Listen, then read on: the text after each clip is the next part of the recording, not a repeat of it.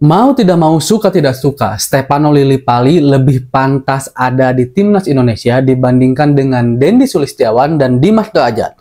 Santai-santai, jangan dulu emosi, jangan menganggap saya anti Sinteyong. Mari kita bahas dari sudut pandang penikmat sepak bola, bukan pengamat sepak bola.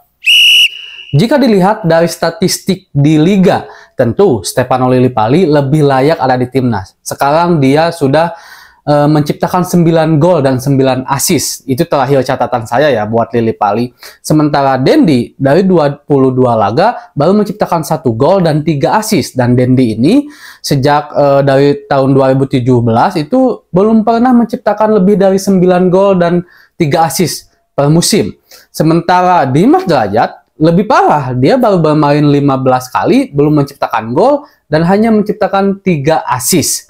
Dan juga Dendi beserta Dimas sekarang udah bukan tidak lagi mendapatkan tempat bermain yang inti di Bayangkara ataupun juga di Persikabo. Sementara Stefano Lillipali benar-benar menjadi tulang punggung bagi Borneo, penampilannya apik, gol diciptakan banyak, asisnya juga banyak, dan juga membawa Borneo bertahan ada di posisi 1 sekarang. Jika dilihat dari itu, jelas Lillipali lebih layak ada di timnas Indonesia. Tetapi ini udah di-mention, akhirnya Coach Sinteyong buka suara. Kenapa tidak memanggil Lillipali? Karena Lillipali dianggap tidak mempunyai fisik yang cukup untuk turnamen sekelas Piala Asia.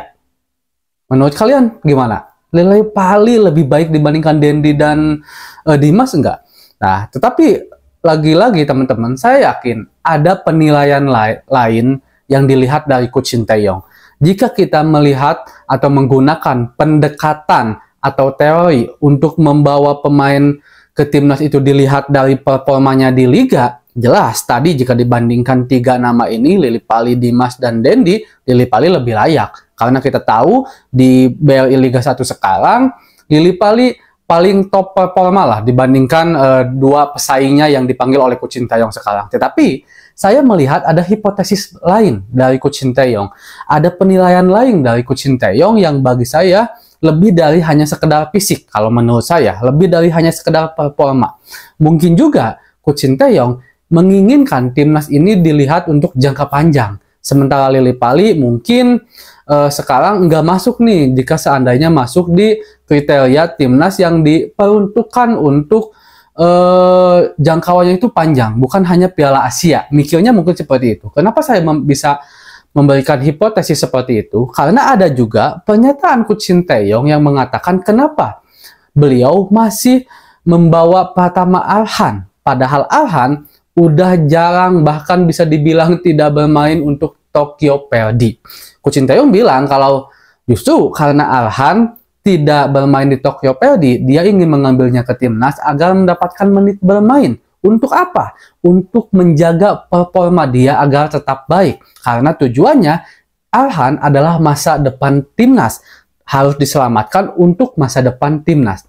Nah, jika dilihat dari pernyataan itu, berarti ada indikator lain yang dinilai oleh Coach Sinteyong, bukan hanya dilihat dari performa pemain di liganya masing-masing, entah itu di luar negeri ataupun di Liga 1 di Indonesia sekarang gitu. Jika melihat ke situ, Coach Sinteyong masih tetap mempersiapkan timnas ini jangka panjang. Walaupun banyak dari kita selaku supporter Indonesia menginginkan timnas itu berprestasi di Piala Asia dulu deh sekarang, yang mau dijalani dekat-dekat ini di bulan Januari tahun baru nanti. Tetapi ternyata Coach Sinteyong tetap memikirkan timnas itu untuk jangka panjang, bukan hanya Piala Asia sekarang. Mungkin itulah yang menjadi salah satu alasan kenapa Coach Sinteyong akhirnya tidak memanggil Stefano Lillipali. Selain karena statementnya yang mengatakan kalau Lillipali itu tidak layak karena fisiknya yang dianggap kurang mumpuni lah untuk turnamen sekelas Piala Asia. Tentu teman-teman, saya bukan orang yang tidak anti Sinteyong. Justru saya orang yang sangat mendukung Sinteyong. Mungkin bisa dilihat dari jejak digital saya belum pernah menjelek-jelekan Sinteyong, dan saya juga tidak menjelek-jelekan pihak-pihak lain yang mungkin sekarang ini seolah-olah terbelah. Ada yang mendukung Sinteyong, ada juga yang tidak mendukung Sinteyong. Bagi saya program naturalisasi atau program pemain keturunan ini yang dilakukan oleh PSSI beserta jajarannya ini hal yang baik untuk sepak bola kita. Tapi saya harus katakan, tapi sambil kita memperbaiki sepak bola di dalam negeri. Karena untuk bisa menciptakan sebuah timnas yang kuat, banyak indikator yang harus dipenuhi, yang harus diperbaiki. Bagaimana pendidikan usia muda, bagaimana sarana dan prasarana, bagaimana kesempatan bermain para pemain muda kita, entah itu di liga profesional, ataupun juga ada turnamen-turnamen yang memang khusus menaungi para pemain-pemain muda. Seperti sekarang ada Elite Pro juga kan, itu kan baru-baru juga.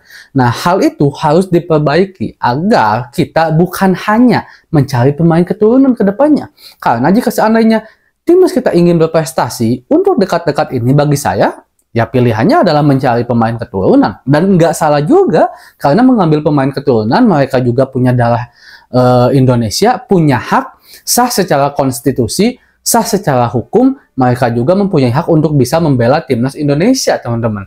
Nah, jadi bagusnya ini dikombinasikan bagaimana timnas Indonesia ini bisa meramu nantinya pemain-pemain yang asli dididik di Indonesia dengan para pemain-pemain yang bermain di luar negeri atau pemain-pemain keturunan.